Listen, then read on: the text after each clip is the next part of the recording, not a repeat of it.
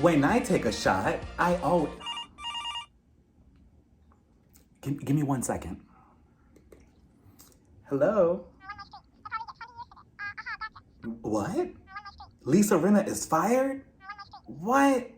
Hold on, no, I gotta check. I'll be right back, okay? What, are you serious? No, are you lying? Hey everybody, welcome to my channel. I'm Raphael and I'm here to review episode 13 of The Real Housewives, still prolonging this whole black eye situation of Salt Lake City. So we start the episode off right where we left off at the dinner that Meredith and Lisa had just gotten into it at. Heather, she was being questioned about her black eye and giving us bullshit answers. So how do we start this episode? By Heather being questioned about her black eye and giving us more bullshit answers, because Whitney, she's looking over at Heather and she was just like, Heather, what's going on with your black eye? Who did that to you? Because it looks like a big boo-boo. It looks like a big ouchie. Maybe you need a Band-Aid, or maybe you need to go lay down and heal a little bit. Like you need to take a chill pill and maybe heal because it looks like a big boo-boo. And Heather responds to Whitney and she was just like, wait, hold on. I have a black eye? And I'm like, Heather, your responses or the way that you're moving about this whole situation is really not cute. Like you're really pissing me off actually.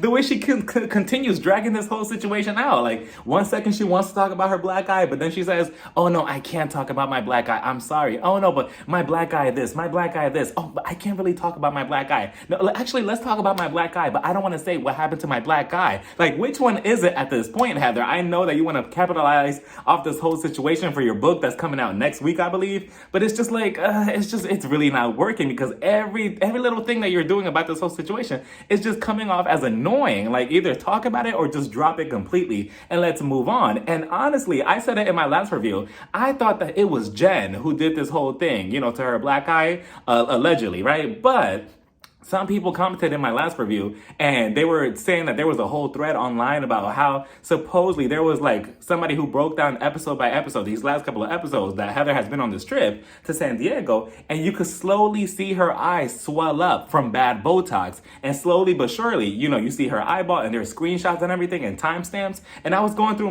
the thread, right? I had to do my own research. You know, shout out to everybody who gave me that information. But I was on Twitter and I was like, oh, it does make sense. It is an interesting theory and I do believe it. But at the same time, I'm like, wait, so did Jen really not do anything in this whole situation? Maybe she actually didn't give her the black eye. Nah, let's believe it anyway. Eventually, the focus gets pulled on Jen, you know, criminal 9201. So then Dana, you waited like to the episode right before the finale to ever speak on this show. Now you wait to say something? At this point, just save it. No matter how juicy your tea is on Jen, just save it at this point because next week is the finale. You haven't even earned your snowflake this entire season. At this point, we don't care. So Dana, she was just like, Jen, I need to tell you something. So, you know, I know me and you, we had a good weekend and everything, but, you know, somebody that I know has told me something about your business and that they like hamburgers with ketchup, with french fries on the side, lightly salted. Sometimes they go to Starbucks every Wednesday. They like pizza on the weekends and nachos from Taco Bell and the sky is blue. And I'm like, Dana, can you please get to the point? I'm sorry, but the fact that she has me siding with the criminal like Jen, because Jen, she turned into an owl and she was just like, who? She just kept asking Dana, okay, who are you talking about? Who are you talking about? Who are you talking about? And Dana, she just keeps prolonging it and prolonging it and prolonging it. She was just like, hold on, Jen, I'm getting to it. Give me 1 second. So yeah, so this person, they like romantic walks on the weekends by the parks. They like swimming. They like the beach. They like fishing on Sundays. And I'm like, okay, can we get to the point, Dana? Eventually, she finally comes out with it. She was just like, oh yeah, this person, he has become an informant or whatever. Like somebody who was talking shit about you and your business and somebody who worked really close to you. They said that you were doing some sketchy stuff with your businesses. And Jen was just like, okay, so who is this person? Dana, you know, even if you had a potential of maybe potentially getting a snowflake, like this much potential of getting a snowflake for next season, all of that potential, poof, into the air, because then she was just like, I can't really say. So I'm just like, so then what's the point of you bringing that up? Like, And I don't get why anybody on this cast is so scared of Jen. I really don't understand that. Like you could tell that she is just trembling, just telling Jen that. Everybody else at the table is just looking at Dana like, do you really want to go there with Jen? Do you really want to piss her off? And I'm like, why are we scared of Jen? The most that she's gonna do is probably like maybe attempt to hit you, but even then it's gonna backfire on her because they're gonna catch it on camera and then people are gonna be looking at her like, oh, so you're a criminal and you're also violent, just like I said in my last review. So of course it's not gonna benefit her in the long run when it comes to her sentencing, which is I believe in like less than 24 hours. It's crazy. So Jen, she screams, she has her tantrums, she gets up and she walks away. So then Heather, of course, being her puppy, she walks away with her. So then Meredith, she's left there and she was just like, well, I really don't want to be here when everybody's talking bad about Jen. This is not a scandal that we're talking about when it comes to an affair in somebody's marriage. This is somebody possibly going to jail for a very long time. So I'm not going to stand for this. So she walks away. They're upstairs. Jen, she's getting ready and everything.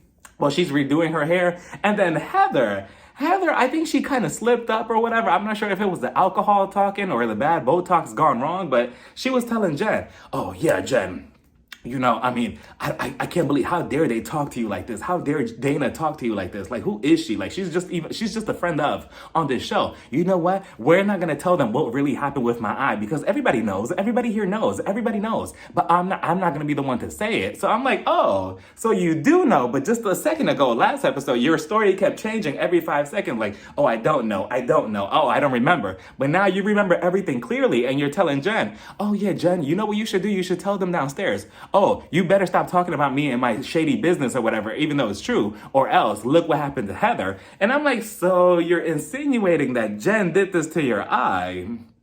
Okay, so then Meredith, she caught that and she was just like, wait a minute, hold on. Wait a minute, what did Heather say? What's going on with her eye? So wait, she does know what exactly happened to her eyeball. I just kind of wish that she would just put it out there, that she knows and we will all just move on from this. And that's that. If it's Jennifer Shah, then it's going to be Jennifer Shah. I just wish that Heather would stop playing with these games. And I'm like, yeah, Meredith, I'm here with you. So then back at the table, Whitney, Angie, KLMNOP, Lisa, and what's her name? And Dana, they're speaking. And then Whitney, Whitney was trying to be a good friend to Jen. And she was just like, well, what happens if Jen is actually guilty and she goes to jail for a very, very long time? Can we still have play dates or anything? I'm still willing to go into jail and say hi to her and maybe play dress up and stuff and we could do each other's hair. Do you think that maybe they'll allow slumber parties in jail? I want to go there. Maybe I could bring my bestie as well. I'm willing to have conjugal visits with Jen as well. And I'm like, wait a minute, conjugal visits with Jen? I get that you're friends or you're cool with Jen, but how cool are you, Whitney? So then Dana, she was just looking at Whitney like, wait a minute, conjugal visit? No, that's a little bit more intimate. So Whitney, she's looking at her like, what's intimate? So then Lisa, she had to whisper it over to her. She was just like, Whitney, I think when you said conjugal visit, that's when you go to jail to hook up with the person. But I think that she was down either way because she was just like, oh. So then Jen, Heather, and Meredith, they come back down. Jen, and she tells everybody like, look, I'm not here to, play innocent, this, that, and the third. I'm still innocent in the court of law, blah, blah, blah, because of the Constitution this, Constitution that. And I'm like, it's just so interesting hearing her say all of this. But then she pleads guilty next week. And I'm like, did you really believe everything that you were saying in this moment, Jen? Like, she really thought she was going to get away with this? I'm just so confused because she's so passionate that she is so innocent in this whole situation. But clearly she is not. The San Diego trip comes to an end, so everybody heads back home, and then we head over to Meredith's house, and then we see the one and only Anna Wintour herself, Brooks, aka Meredith's son, aka the designer in the family. So he's telling his sister Chloe, who's sitting next to him, how he's stressed because he has the second fashion show that he's working on. Fashion show, because he had his first fashion show last season, I believe. You remember his iconic tracksuit? Right, me neither. So then he's telling Chloe, well, Chloe, I'm just really stressed. about this whole situation, with my fashion design. I'm doing everything that people done in years, and it's taking me 48 hours, and I just need to like get everything together, but it's really stressful. You know what I'm saying? Like, it's just a lot. So Chloe, she was just like, yeah, no, I understand you completely, but I fully support you. So then Meredith, she pops up. So Meredith, she was just like, hey guys, how's everything? Hey, how are you, Brooksy? How are you, Chloe? Brooks, are you working on your clothing line? What's going on here? So you guys, I need to tell you the gossip of everything that's going on. So, my sister, she has this foundation and everything, right? And she's having this whole foundation thing, this charity thing, and everybody's invited, but Whitney, she's not coming because she's having her daughter's birthday party or whatever, and Lisa Barlow, she's actually gonna come. So Meredith, she goes on to say that her sister, she's having this foundation for mental health, and I believe something with substance, because I believe a couple of episodes ago, they talked about in a very touching scene actually, that Meredith's nephew, Alex, I believe his name is, I believe he's 18 or 20, I believe he's 18. He tried to off himself. Trigger warning, by the way. Trigger warning, trigger warning, trigger warning. He tried to off himself by drinking a gallon of bleach. So, his mom, he created this whole foundation for mental health. And again, it's a good step, a good thing to do, right? So they're having this whole charity event. So Meredith, she's concerned because Lisa Barlow is going to be showing up, which I'm like, So then she tells Chloe, her daughter, and her son, Brooks, she was just like, well, Brooks and Chloe, I'm very curious to see how this whole situation is going to play out when Lisa talks to you guys. Because, one thing is with me, but how is she going to react with both of you? If both of you need some saving, please just call me over and I'll go protect you, okay? So then Chloe was quick with it. She was just like, I wonder if Lisa is going to be interested in talking in your trash whore daughter. Giving a flashback to, giving a nod to what Lisa said about Meredith in the hot mic moment last season. And I don't know, because if you're against my mother and you say all of that about my mom and even about the family that you're talking about me, that we pose or whatever, that, oh, your family that poses, you're obviously talking about me. Why would I be nice to Lisa Barlow? The second that she would even try to greet me, I'll be like, skirt, fuck you. But more power to them. Then we head over to Angie H's house, and her house is huge. It is so beautiful from the outside and the inside, and I've never really noticed that, probably because they never give her any camera time. So Heather, she comes on over, and they go in the kitchen. Already, Sarah Paulson, she's questioning her about her black eye, and she was just like, so Heather, tell me about what happened with your black eye, because I heard that it happened on the cast trip that I wasn't invited to because Dana went, and Angie K, that bitch. I was supposed to be the only Angie on the show, but she took my spot, but I'm not bitter about it. I'm not mad. I don't care to be on the show. I have my money. I don't need the Real Housewives. I don't even want to be a friend of the show or have a snowflake for next season. But tell me what happened with your eye. And I'm like, okay, Angie H, relax.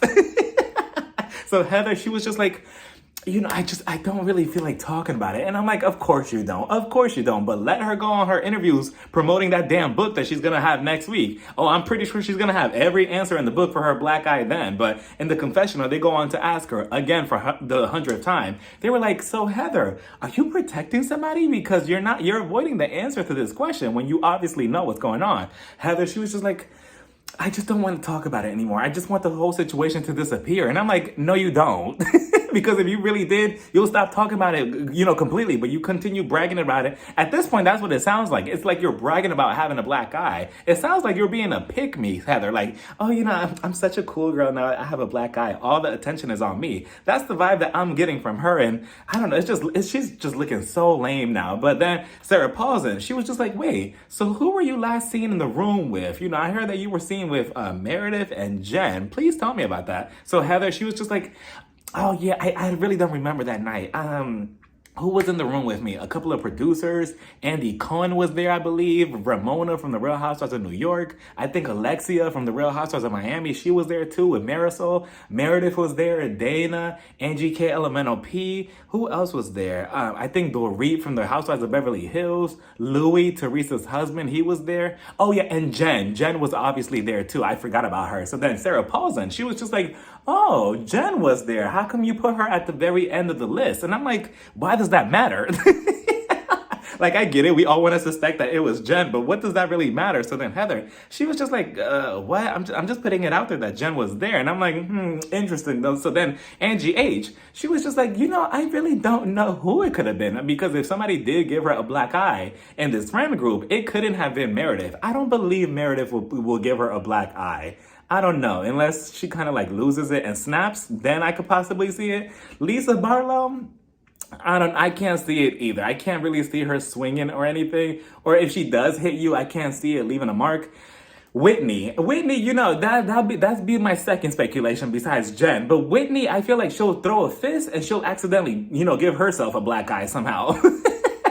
So Jen, I will have to give it to Jen. Dana and the other two, no. So Jen, I will give it to her for the same reason. She's the only one on the show, for the most part, that has a history of being, aggressive or somewhat violent on the show. So I could see her possibly giving her a black eye, even though the Botox theory that I said earlier, that still stands. We then get a glimpse of Whitney at her house looking at old photos from her childhood to post on Instagram for Throwback Thursday. So then we head over to Jen's house and she's having an online therapy session with her therapist. Jen, she's a little in her head and in her feelings because she doesn't know what she's waking up to anymore at this point, because with her ongoing case, she doesn't know if her lawyer is going to call her one day and say, hey, Jen, you need to change your name as soon as possible, collect as much money as you can, and run to Mexico and try to hide for a couple of years because the police, they're on their way right now to your house to get you. So run.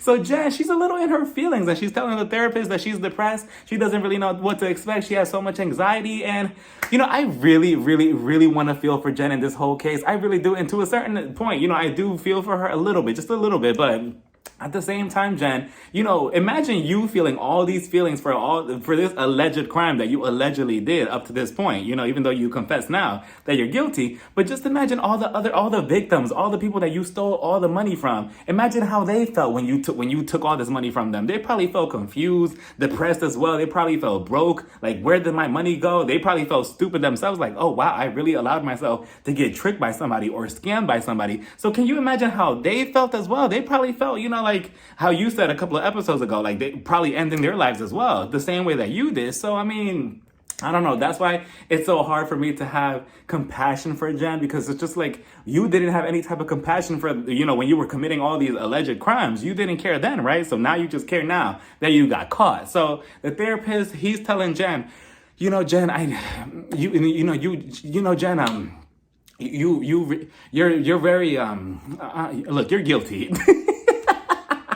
That would have been me if I was a therapist. But he tried to be there for Jen. And he was just like, well, you've been through so much in your life and, you're going to continue being strong, this, that, and the third, blah, blah, blah. I'm like, okay, therapist, sure, whatever. So then Jen, she starts breaking down and she's sad and she's concerned for her sons because, she doesn't know what they're going to do, what's going to happen if she does end up going to jail. And like I said earlier, we are going to find out her sentencing in like less than 24 hours at this point. And it's just going to be crazy because who knows how that's going to play out. And again, like I said, you're so concerned about your son's well-being, how they're going to move forward without you possibly, and your husband, Sharif, Coach Shah. But again, were you not thinking about all of that when you were committing all these crimes, Jen? Like, what, did you really not ever think that you were eventually going to get caught? That's the problem in this whole situation. She got too comfortable scamming everybody and getting away with it for this long. And now that you got caught, now all of a sudden their feelings come before everybody else. But again, I do feel for them. And Coach Shah, she's concerned because, like, she was just like, well, if I do go to jail,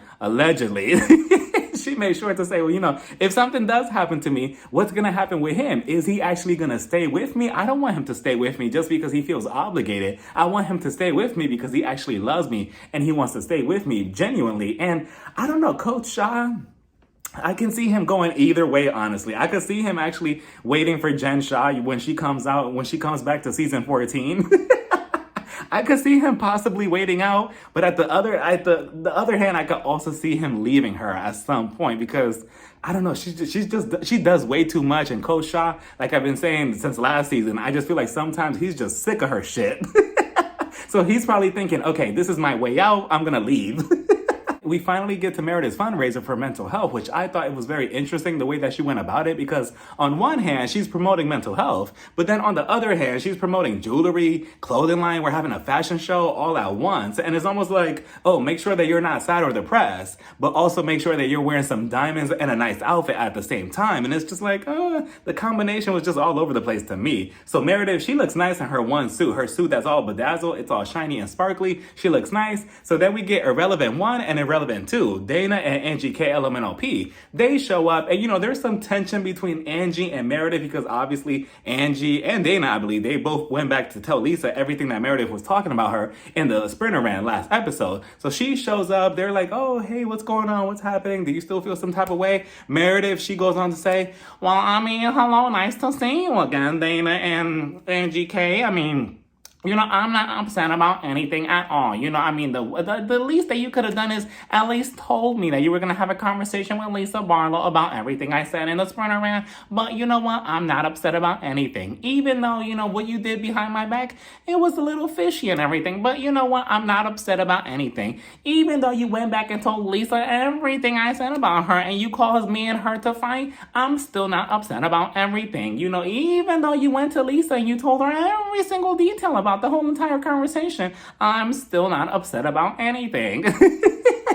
And I'm like, okay, Meredith, continue lying to yourself. But eventually they kind of squashed everything. They're like, oh, nothing, everything is fine. It's just next time, at least tell me that you're going to tell her everything I said about her behind her back. So at least I could have a heads up and be prepared when I have to confront her. So then Jen Shah, she shows up with her husband, Coach Shah, and Jen looks so good in this episode. I love her entire outfit that she wore to the event. She looked like a real mob wife. She looks so nice. So then she shows up, she's greeting Meredith. Lisa Barlow, she eventually shows up wearing her pajamas. And I'm like, what are you doing? So she shows up, Meredith, she's looking at her like, oh, well, of course Lisa Barlow is going to show up. She has to make her appearances, because if she doesn't show up, then of course it's going to damage her image. She's just going to show up to take a selfie like this. And then what does Lisa do 2 seconds later? She takes a selfie. She takes a picture. So she's over there greeting Meredith. It was so fake and phony. I'm like, ooh. After both of you were just going at it just a night ago. So then Meredith, she goes up to her and she was just like, oh, hey, Lisa, I love your outfit. So nice to see you. You fake ass bitch. I remember what you said about me. But yeah, so lovely to meet you. Lisa, she's talking to her and she was just like, oh my God, Meredith, I love this whole event. It's so chic. It's so nice. I can't believe this. I love mental health as well. You look so nice. You still a fucking poser. I love you though. Such a nice outfit. I'm like, ooh, both of you are so fake. So Meredith, she goes to mingle with Jen. She goes and, walks around and stuff. Angie H, she shows up for no reason. So she shows up, I believe, Dana and Angie K LMNOP, they start talking to Lisa. They're telling her about, this event that they went to, Whitney's event. And I'm thinking, okay, what event? Did I miss an episode? Come to find out that they filmed a whole episode at Whitney's Wild Rose event or whatever that she was promoting. And they didn't even use the footage. She only got it in a flashback. I'm like, damn. And Bravo knows that she really needs the money right now to promote her brand, especially after her husband just got fired, and they still just put it in a flashback. So they're telling her that Jen Shah, they found out that Jen, she called Angie H on FaceTime to, make up for everything, this, that, and the third. Lisa, she feels some type of way about it. She was just like, wait, what? What are you talking about? What? I'm over here sticking up for Jen Shah, and I'm saying that she's innocent, yet she's calling Angie H. She's calling Angie H about this Instagram thing, and she's trying to make up with her behind my back, and she doesn't even let me know about anything, knowing everything that she said about me with that Instagram page. What? Like, she really wants to do that? I can't believe that. And I'm like, well, I mean, it is Jen Shah. Eventually we're not really going to have to see Jen Shah. You're not even going to have to deal with her at some point, Lisa. So, I mean, she's going to be in jail. You're going to be free. It's whatever, So eventually we get this fashion show started, right?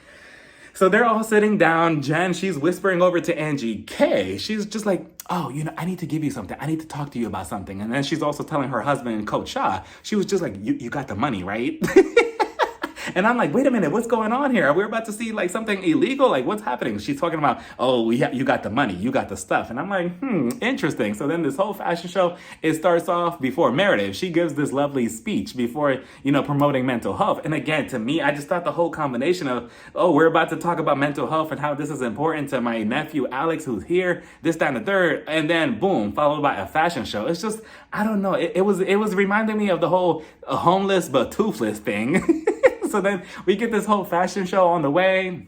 And then Brooks, he's sitting there. Anna Wintour, he's sitting there right there at Fashion Week. And his tracksuits are coming out. And I'm just looking at them and, I'm not even trying to be a hater because if it's nice, it's nice. But if it's bad, it's bad. And it is what it is. But it's just like, I'm looking at the tracksuit and I'm trying to squint at it. Like maybe if I just squint my eyes, maybe I see the potential, but it's literally just a random tracksuit that's all black with this huge, unflattering logo right there on the side. Jen, she's losing her shit. She was just like, oh my God, I need to have that. I need to have that. Oh my God, I love that. That is so fucking iconic. I need that in a size medium. Can I get 2 of those too? I need that. Coach Shah, do you want one too? I want everything. And I'm like, Jen, it's a regular tracksuit. Like, what are you crazy about? And then here comes Brooke.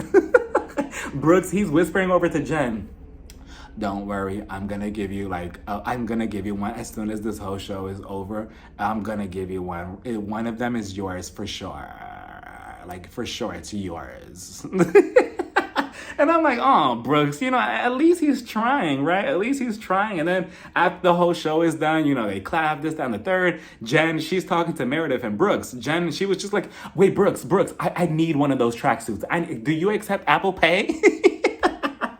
And I'm like, I'm looking at Jen like, Jen, whose Apple Pay account are you going to use to try to get that suit? Like, where's the money coming from? So whatever. So then the show ends. It was cute. It was successful, I guess. It is what it is. So then Jen and Coach Shah, they go over to talk to Angie K and her husband, Sean. And I'm like, wait a minute. Is that Sean, her husband? That's her husband? You know what? Maybe Angie K does need a snowflake for next season. He was kind of cute. So then Jen, she goes on to say, well, we have this check right here. We want to just give you back the money that you used, on his birthday party. We want to give this back to you because we don't want any type of hard feelings. This, that, and the 30, because Angie K, she threw it in her face a couple of episodes ago. Oh, I paid for your whole party. This, that, and the third, blah, blah, blah. And, like I said before, that move right there that Angie K did, I don't know, because if you're really genuinely going to do something from the heart, you're not going to throw that in somebody's face just because you fall out with them. So that whole friendship right there, I'll be looking at her like, you're wishy-washy. But Angie K, she made sure to get the check because she was just like, no, I get you. Give me that check. Oh, yeah, no, I get you. I get it. No. Hold on, Jen Shah. Let me make sure it's $15,000.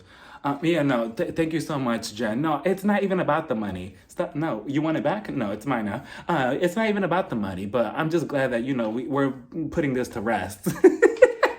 And then in the confessional, she goes on to say, well, I'm gonna cash this check in before the governor freezes her bank accounts. I'm like, oh shit.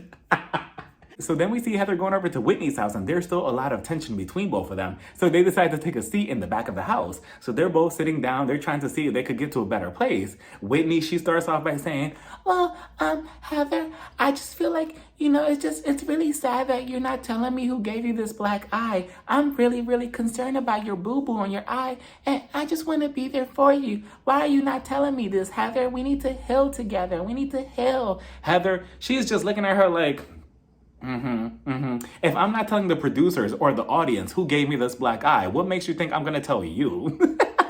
So Heather, she goes on to say, well, I mean, Whitney, I just can't tell you right away because, obviously, look what you did with Lisa Barlow. I told you stuff about her or about anybody, and then you go and you run to her and you blab your mouth. So why should I trust you? You have given me every single reason not to trust you. And Heather, as annoying as he has been these past 2-3 episodes, I must agree with her because Whitney, she has come off untrustable to your own cousin. Like, how do you betray your own cousin? Easy. I've seen it happen. But Whitney, she goes on to say, but Heather, I'm a different person now. I've healed, and I just feel like me and you, we can go to a better place. And I just want to know who gave you this black eye, Heather, because I'm really concerned about who gave it to you. Like, why can't you tell me? Why can't you trust me, Heather? I miss when we were what was it? Bad weather, tornado, spin it around and around. I miss when we were in our girl group. Heather, she was just looking at her like, So how much did Lisa pay you to tell me this? And Whitney, as much as I want to believe that she cares for Heather and her black guy, she doesn't give a fuck. The second that Heather would have even opened up her mouth and told Whitney, oh, well, Jen Shah did it to me, allegedly. What would have Whitney done? She would have told Lisa. Lisa would have told the whole group. Whitney would have told the entire group. Whitney probably would have went up to Jen like, oh, by the way, my cousin Heather, she told me that you did this. Is it true? So it's just like, Whitney, no. Again, even though I want to know who did this or what did this to her black eye, I don't blame Heather for not telling you specifically, or you being at the very top of the list of people to tell, because you have come off untrustworthy. And it was just pretty sad seeing this entire scene, even though Heather, she's annoying, and Whitney, she's annoying here and there. It was really sad to see this whole scene, and I think it was probably because of the music in the background. I'm like, wow, both of you were really close at one point. Like, both of you were really like a team, and now look at you. Like, you two can't even trust each other. Heather, you almost body slammed her at the beginning of the season, and now you two are not even talking. Heather, she was just like,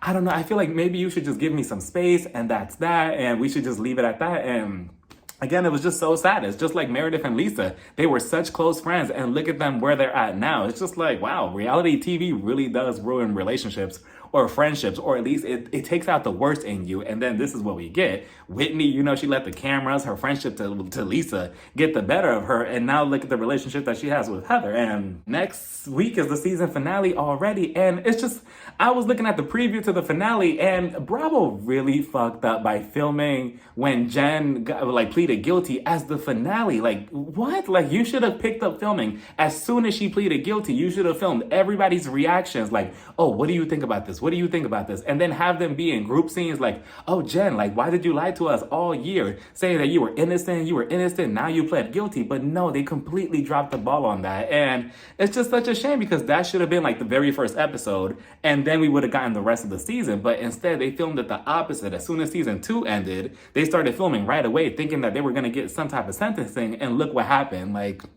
So that was such a missed opportunity. Hopefully we get something out of that next week. Hopefully we get some information on whatever, or maybe their reactions, and maybe we'll see. But at the reunion, Jen, she's not there. She's not showing up. So it's just like, who's going to be there? Like, this reunion should only take up at least maybe 10 minutes at most. But let me know what you all thought about this whole entire episode down in the comments. Bye, everybody. Mwah.